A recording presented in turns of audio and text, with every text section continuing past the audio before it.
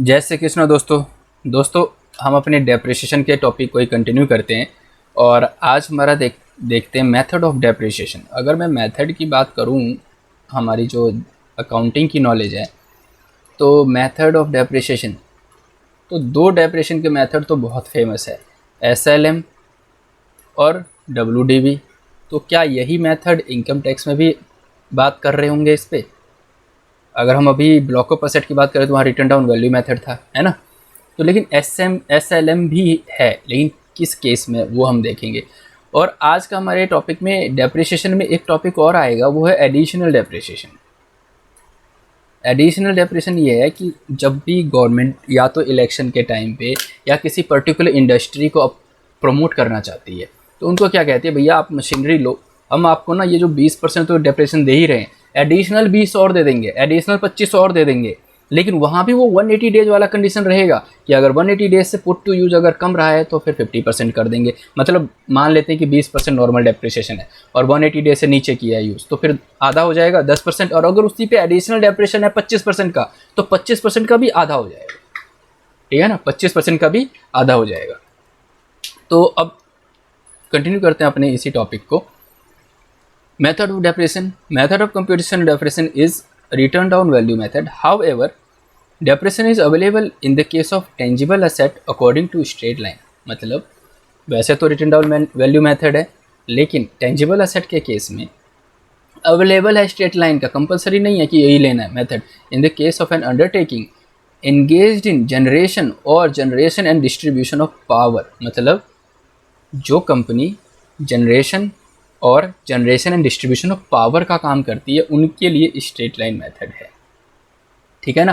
किनके लिए है स्ट्रेट लाइन मेथड? जो company generation distribution of power का काम करती है, उन कंपनीज के लिए स्ट्रेट लाइन मेथड है। अदरवाइज इन जनरल बात करूँ तो रिटर्न डाउन वैल्यू मेथड है। 6. The following point should be noted in this regard. The concept of half the rate of normal depreciation is applicable only in the year in which asset is acquired and not in subsequent years. मतलब sir ये क्या बोल रहे हैं, मैं बताता हूँ आपको। ये कहना चाहते हैं, ये जो हाफ कर देते हैं ना, हाफ रेट का 50%, वो तभी होगा जैसे मान लेते हैं कि 2018-19 में आपने परचेज किया, ठीक है, और 2018-19 में ही पुट टू यूज़ कर रहे हो, मतलब इस्तेमाल में ला रहे हो।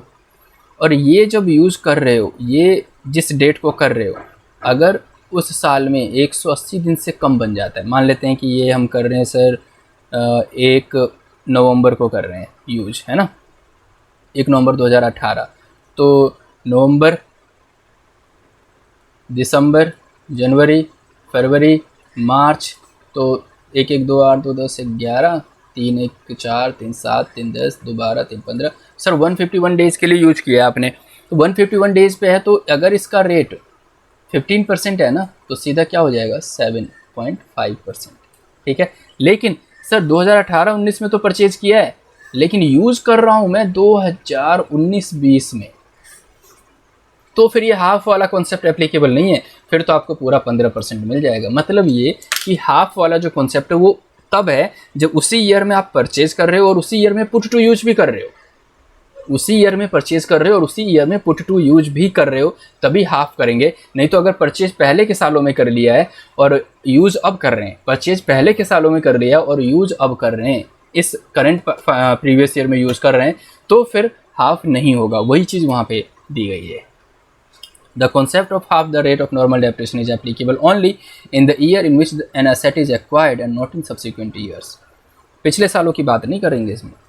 If an asset is not used, if an asset is not used at all, no depreciation in respect of that asset is. भाई आपने यूज ही नहीं किया तो depreciation की बात ही नहीं आती है। This rule is applicable in the first year in which the asset is acquired as well as in the subsequent years. भाई अगर subsequent year में भी आपने यूज नहीं किया तो उसमें भी depreciation नहीं देंगे, जब भी आप यूज़ करोगे तब डेप्रिसिएशन मिलेगा। C if an asset is acquired during any previous year but no put to use during that previous year, आपने एसेट तो एक्वायर कर लिया लेकिन पुट टू यूज तो किया नहीं, then actual cost of such asset will become part of the block of asset on the day 1 of the next year. अगर आपने यूज ही नहीं किया तो उस साल में नहीं, नेक्स्ट ईयर के फर्स्ट डे में वो एक्चुअल कॉस्ट में ऐड होगा ब्लॉक ऑफ असेट के। For example, if any asset is purchase during the previous year 18-19 but put to use in the previous year 19-20 then this asset is a part of the block on April 1, 2019। 18-19 में purchase कर लिया लेकिन use नहीं किया ना, तो block के actual जो हम एक्चुअल कॉस्ट ऐड करते हैं उसमें ऐड नहीं करेंगे, अगले साल के फर्स्ट डे में ऐड कर देंगे। This rule is applicable even if the asset is not put to use in the previous year 18-19। Here depreciation is available for the first time in the previous year 19-20। और इसमें depreciation भी 18-19 में नहीं मिलेगा, 19-20 में मिलेगा। Now D, if nothing is mentioned about the date of use of an asset then assume that the asset is put to use on the same day the asset is acquired। अगर कुछ भी put to use को लेकर नहीं दिया गया है सवाल में तो आप मान लेंगे कि जिस दिन परचेज हुआ है उसी दिन पुट टू यूज भी हो गया है, शुरू कर दिया है। अब नेक्स्ट टॉपिक है हमारा एडिशनल डेप्रिसिएशन का। Additional depreciation, to claim additional depreciation the following condition must be satisfied. कुछ कंडीशंस आपको फॉलो करने होंगे तब जाके एडिशनल डेप्रिसिएशन आपको मिलेगा। फर्स्ट, मैन्युफैक्चर और प्रोडक्शन ऑफ एनी आर्टिकल और थिंग। आप क्या है? मैन्युफैक्चरर है, मैन्युफैक्चर है, प्रोडक्शन कर रहे हैं किसी आर्टिकल या किसी थिंग का। The assessee should be engage in the manufacturing process. Manufacture और प्रोडक्शन ऑफ एनी आर्टिकल और thing may be priority sector item और even non priority sector item given in the 11th schedule और generation and distribution of power. आप जब manufacturing process कर रहे हैं तभी, सर्विस इंडस्ट्री के लिए नहीं है ये, मैन्युफैक्चरिंग के लिए एडिशनल डेप्रिसिएशन। तो सर क्या कर रहे हैं, उसमें कितना मिलेगा? New plant and machinery installed and acquired after 31 March 2005। अगर नई प्लांट एंड मशीनरी मैन्युफैक्चरिंग का बिजनेस आपका और 31 मार्च 2005 के बाद नया मशीनरी परचेज कर रहे हैं तो additional depreciation is available only in respect of new plant and machinery acquired and installed after 31 March 2005। 31 March 2005 के बाद अगर आप एक्वायर कर रहे हैं नए प्लांट एंड मशीनरी तो आपको एडिशनल डेप्रिसिएशन मिलेगा। Additional depreciation is not available in respect of building और furniture even if the other condition satisfied. Building और फर्नीचर के लिए एडिशनल डेप्रिसिएशन नहीं मिलेगा, किसका मिलेगा? प्लांट एंड मशीनरी का मिलेगा। Additional depreciation not available in respect of old plant and machinery. अगर पुरानी प्लांट एंड मशीनरी खरीद के ले आते हो तो एडिशनल डेप्रिसिएशन नहीं मिलेगा। एक तरीके से मैन्युफैक्चरिंग सेक्टर को प्रमोट करना चाहते हैं, भाई इनको ज़्यादा से ज़्यादा खर्चे की रिडक्शन दे देंगे, इनका प्रॉफिट कम हो जाएगा, टैक्स इनको कम देना पड़ेगा। लेकिन याद रखना एडिशनल डेप्रिसिएशन बिल्डिंग और फर्नीचर के लिए नहीं मिलता, किसके है? सिर्फ प्लांट एंड मशीनरी, और वो भी नए प्लांट एंड मशीनरी के लिए, ओल्ड पे नहीं मिलता। अब देख लेते हैं सर कौन कौन सी प्लांट एंड मशीनरी है जो एलिजिबल है एडिशनल डेप्रिसिएशन के लिए। Eligible plant and machinery, any plant and machinery which has been acquired and installed after 31 March 2005 by the assessee is qualified for additional depreciation. तो assessee को depreciation, additional depreciation मिल जाएगा। However the following assets are not eligible for additional depreciation. लेकिन आगे की कुछ assets ऐसे हैं जिस पे एडिशनल डेप्रिसिएशन नहीं मिलेगा आपको। किस पे? शिप्स एंड एयरक्राफ्ट, जहाज, पानी में चलने वाला और उड़ने वाला जहाज, हवाई जहाज, इस पे आपको एडिशनल डेप्रिसिएशन नहीं मिलेगा। बी, एनी मशीनरी और plant which before its installation by the assessee was used either within और outside India by any other person. मतलब कोई मशीनरी और प्लांट है जो यूज हो चुका है, मतलब इंस्टॉलेशन जब असेसी कर रहा है ना अपने बिल्डिंग में, अपने फैक्ट्री में, उससे पहले वो यूज हो चुका है, चाहे वो इंडिया में हो या आउटसाइड इंडिया में हो, किसी भी पर्सन के द्वारा, तो उस पर आपको डेप्रिसिएशन नहीं मिलेगा। Any machinery or plant which is installed in any office or premises or any residential accommodation or accommodation in the nature of guest house। अगर गेस्ट हाउस में कोई मशीनरी इंस्टॉल कर रहे हो, एसी गेस्ट हाउस में install कर रहे हो, नहीं मिलेगा। लैपटॉप, कंप्यूटर गेस्ट हाउस में कर रहे हो, नहीं मिलेगा आपको। एनी ऑफिस अप्लायंसेज और रोड ट्रांसपोर्ट व्हीकल, ऑफिस से रिलेटेड अगर कुछ भी कर रहे हो या फिर रोड ट्रांसपोर्ट व्हीकल के से रिलेटेड अगर कुछ भी कर रहे हो तो आपको नहीं मिलेगा डेप्रिसिएशन। मतलब ऑफिस में एसी लगा रहे हैं, ऑफिस में ये मशीन लगा रहे हैं, नहीं मिलेगा डेप्रिसिएशन। ऑफिस में फोटोकॉपी की मशीन लगा रहे हैं, नहीं मिलेगा डेप्रिसिएशन। एनी मशीनरी और plant the whole of the actual cost of which is allowed. मैं एडिशनल डेप्रिसिएशन की बात कर रहा हूँ, उन सब पे नॉर्मल डेप्रिसिएशन इन सब पे मिलेगा, लेकिन एडिशनल डेप्रिसिएशन नहीं मिलेगा। एनी मशीनरी और plant the whole of the actual cost of which is allowed a deduction in computing the income chargeable under the head PGBP of any one previous. मतलब कोई भी मशीनरी और plant जिसके ऊपर actual cost की पूरी deduction मिल गई है। हम अभी PGBP के और आगे पढ़ेंगे कि अगर आप ये मशीनरी परचेज करते हो इसकी पूरी की पूरी कॉस्ट की डिडक्शन ले लेना, एक ही बार में ले लेना, तो फिर ऐसे एसेट पे डेप्रिसिएशन नहीं मिलेगा। तो वो सारे पॉइंट्स यहाँ पे हमने देख लिए। तो सर एलिजिबिलिटी देख ली, किसको पे एडिशनल डेप्रिसिएशन नहीं मिलेगा वो भी देख लिया, लेकिन रेट क्या है? तो दोस्तों rate of additional depreciation shall be available at the rate of 20%। 20% of the actual cost of new plant and machinery acquired and installed after 31st March 2005. 20% है additional rate of depreciation. If however the asset is put to use for less than 180, वही 180 days वाला concept, अगर 180 दिन से कम use किया है which it was acquired, the rate of additional depreciation will be 10%, the 50% हो जाएगा, ठीक है ना. The cost of acquisition in the first year and the balance 10% would be available in the immediate succeeding previous year. मतलब यहाँ पे किसी भी टाइप की plant and machinery low, additional depreciation का रेट फिक्स कर दिया उन्होंने 20%. 180 दिन से कम करोगे 10% और 180 दिन से ज़्यादा करोगे तो 20%, और जो बैलेंस 10% रह गया है ना, क्योंकि 20% करना था लेकिन 180 दिन का क्लॉज आ गया है, उससे कम यूज़ किया था तो 10% क्लेम किया, तो जो बैलेंस 10% रह गया एडिशनल डेप्रिसिएशन वाला वो नेक्स्ट ईयर क्लेम कर लेना. नाउ आगे हम देख रहे हैं rate of additional depreciation for acquisition installation of new plant and machinery in notified backward area in Andhra Pradesh, Bihar, Telangana, West Bengal, provided the new plant and machinery has been acquired and installed during April 1, 2015 to 31 March 2020. ये जो कमज़ोर राज्य हैं Andhra Pradesh, Bihar, Telangana, West Bengal, इनके लिए ये था कि अगर आप 1 अप्रैल 2015 से लेके 31 मार्च 2020 के बीच में अगर कोई प्लांट एंड मशीनरी परचेज कर रहे हो तो आपका जो एडिशनल डेप्रिसिएशन का जो रेट है 20 नहीं होगा, 35 हो जाएगा. कितना हो जाएगा? 35. बाकी सारे कॉन्सेप्ट सेम है.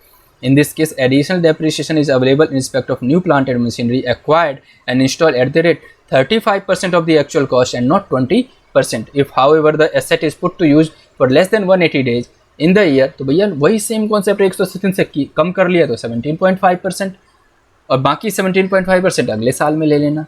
अब देख लेते हैं क्या नोट है. Notes: if because of some reason normal depreciation is not available, we can still claim additional depreciation provided condition of additional depreciation are satisfied. अगर normal depreciation किसी भी रीजन से नहीं मिल रहा है तो भी additional depreciation मिलेगा, लेकिन additional depreciation की कंडीशन फुलफिल करनी पड़ेगी आपको. Now second, whenever depreciable asset is acquired otherwise than by account payee check, अगर आप कोई भी depreciable asset परचेज करो otherwise account payee check के थ्रू नहीं कर रहे हो, बैंकिंग सिस्टम के थ्रू नहीं कर रहे हो और 10,000 से ज़्यादा आप वैसे कैश में अगर खर्चा कर देते हो असेट को एक्वायर करने में, तो उस असेट पे कोई डेप्रिसिएशन नहीं मिलेगा. सच payment shall not be eligible for normal additional depreciation. उस पर ना नॉर्मल डेप्रिसिएशन मिलेगा ना ही एडिशनल डेप्रिसिएशन मिलेगा. अब हमारा अगला पॉइंट है दोस्तों, वो है unabsorbed depreciation, set off and carry forward. एक सेकेंड. ये जो unabsorbed depreciation, set off and carry forward है, वो क्या कॉन्सेप्ट है ये कवर कर लेते हैं. ये अनएब्जॉर्ब्ड डेप्रिसिएशन नाम से ये पता चल रहा है कि सर ऐसा डेप्रिसिएशन जिसका यूज नहीं हुआ. मतलब ये कि मेरा डेप्रिसिएशन निकला, अभी बताता हूँ मैं आपको सेट ऑफ और कैरी फॉरवर्ड का. जैसे कि सर मेरा प्रॉफिट आया है 50 लाख का, ठीक है, और बिफोर डेप्रिसिएशन है ना, और मेरा डेप्रिसिएशन आ गया सर 60 लाख का, तो मैं तो अभी भी मेरा 10 लाख का यूज़ ही नहीं हुआ, माइनस में रहा डेप्रिसिएशन. तो ये जो 10 लाख का यूज़ नहीं हुआ ना दोस्तों, ये 10 लाख का, क्योंकि प्रॉफिट ही मेरा कम था, तो 10 लाख के डेप्रिसिएशन को बोलेंगे अनएब्जॉर्ब्ड डेप्रिसिएशन. यूज़ नहीं कर पाए हम ना, अनएब्जॉर्ब्ड डेप्रिसिएशन. तो सर ये 10 लाख का जो यूज़ नहीं हुआ वो डेप्रिसिएशन का फिर क्या होगा, या तो क्या मैं अपने अदर हेड के इनकम से लेस कर दूं, या फिर इस 10 लाख को अगले साल लेके जाना पड़ेगा. अगर आप सेम ईयर में अदर हेड के इनकम से अगर आप लेस कर देते हो उस 10 लाख के लॉस को, तो उसको बोलते हैं सेट ऑफ. उसको क्या बोलते हैं? Set of. लेकिन और कोई इनकम ही नहीं है तो ये 10 लाख आगे के साल में चला जाएगा, आपको बेनिफिट मिलेगा इस 10 लाख को अगले साल में घटाने का, तो उसको बोलते हैं दोस्तों कैरी फॉरवर्ड. उसको क्या बोलते हैं? Carry forward. तो ये छोटा सा कॉन्सेप्ट था जो मैंने आपको एक्सप्लेन किया. अब पढ़ लेते हैं. Unabsorbed depreciation, set off and carry forward. Following steps should be apply to the claim depreciation. Step 1, depreciation allowance for the previous year is first deductible from the income chargeable. सबसे पहले depreciation PGBP से घटाया जाएगा. जैसे 50 लाख का है, ठीक है, 50 लाख से डेप्रिसिएशन घटाओ. Step 2, depression allowance if not fully deductible under the head PGBP, अगर पीजीबीपी में भी पूरा नहीं घट पाया, 60 लाख जैसे कि नहीं घट पा रहा था क्योंकि 50 का ही प्रॉफिट था, it is deductible from the income chargeable under other heads of income, दूसरे हेड से आप घटा लो एक्सेप्ट सैलरी, सैलरी से नहीं घटा सकते, सैलरी वाले हेड से नहीं घटा सकते for the same assessment year, same साल में, सैलरी को छोड़ के बाकी सब में घटा लेना। Step 3, if depression allowance is still unabsorbed, लेकिन मैंने देखा सर और तो किसी हेड में मेरी इनकम है ही नहीं, तो अभी भी 10 लाख का ऐसा जो अनएब्जॉर्ब रह गया है, तो भैया उसको कैरी फॉरवर्ड कर लो, it can be carry forward to the subsequent year, वो अगले साल में कैरी फॉरवर्ड हो जाएगा। लेकिन दोस्तों जब कैरी फॉरवर्ड होता है ना, तो नेक्स्ट ईयर में सिर्फ उसी हेड में एडजस्ट होगा, पीजीबीपी में ही होगा, वो फिर अदर हेड में एडजस्ट नहीं होगा। देख लेते हैं notes. Unabsorbed depression can be carry forward for unlimited number of, कितने साल तक करते रहे sir, unlimited number of years तक करते रहो, जब तक बिजनेस चलता रहे करते रहो। Continuity of business is not relevant for the purpose of adjusting, even business भी नहीं चल रहा है तो भी आप अनएब्जॉर्ब डेप्रेशन को कैरी फॉरवर्ड करते रहो, जब तक आपका प्रॉफिट से डेप्रेशन घटता रहेगा तब तक चलते रहो, जब तक डेप्रेशन खत्म ना हो। In the subsequent years unabsorbed depression can be set off against any income except income under the head salary in the matter of set of following order of priority, लेकिन जैसे मैंने अभी बताया कि सिर्फ उसी हेड से, ऐसा नहीं है, करेक्ट करते हैं उसको, सेट ऑफ तो कर सकते हैं किसी भी हेड से, लेकिन उसकी प्रायोरिटी होगी किस सीरीज में करेंगे। Order priority must be follow to adjust unabsorbed depression from the PGBP, सबसे पहले पीजीबीपी से करेंगे, मतलब जो सेट ऑफ करेंगे किस तरीके से करेंगे, सबसे पहले करंट डेप्रिसिएशन घटाएंगे, मतलब अगर नेक्स्ट में ये जो 10 लाख है वो अगले साल चला गया, अब अगले साल की हम कंप्यूटेशन कर रहे हैं मान लेते हैं, तो सबसे पहले उस साल का डेप्रिसिएशन घटाओ, फिर पीछे से कोई बिजनेस लॉस कैरी फॉरवर्ड होकर आता हुआ है वो घटा लो, उसके बाद घटाओ अनएब्जॉर्ब डेप्रेशन। अनएब्जॉर्ब डेप्रेशन को लास्ट में घटाना, वो इसलिए क्योंकि इसको घटाने के तो बार बार मौके मिलते रहेंगे, लेकिन ब्राउट फॉरवर्ड बिजनेस लॉस को घटाने की एक लिमिटेशन है, 8 साल के बाद नहीं घटा सकते, इसीलिए अगले साल जब आपकी डेप्रिसिएशन जो अनएब्जॉर्ब है वो अगले साल चली जाएगी, तो अगले साल आप किस सीरीज में घटाओगे, सबसे पहले करंट डेप्रिसिएशन लेस करेंगे, फिर brought forward business loss less करेंगे, और लास्ट में जाके अनएब्जॉर्ब डेप्रिसिएशन जो पिछले साल का आ रहा है वो लेस करेंगे। इस तरीके से हमने देखा कि किस तरीके से अनएब्जॉर्ब डेप्रिसिएशन को किस का सेट ऑफ होगा और कैरी फॉरवर्ड होगा। अब हमारा जो नेक्स्ट टॉपिक है दोस्तों, वो नेक्स्ट टॉपिक है हमारा इन्वेस्टमेंट अलाउंस का, और ये वाला पार्ट जो है इन्वेस्टमेंट अलाउंस का सेक्शन 32AD, ये हम देखेंगे अपने नेक्स्ट लेक्चर में। तो दोस्तों मिलते हैं नेक्स्ट लेक्चर में, अपने पीजीबीपी को कंटिन्यू करेंगे और अच्छे से करेंगे, तब तक के लिए गुड बाय फ्रेंड्स।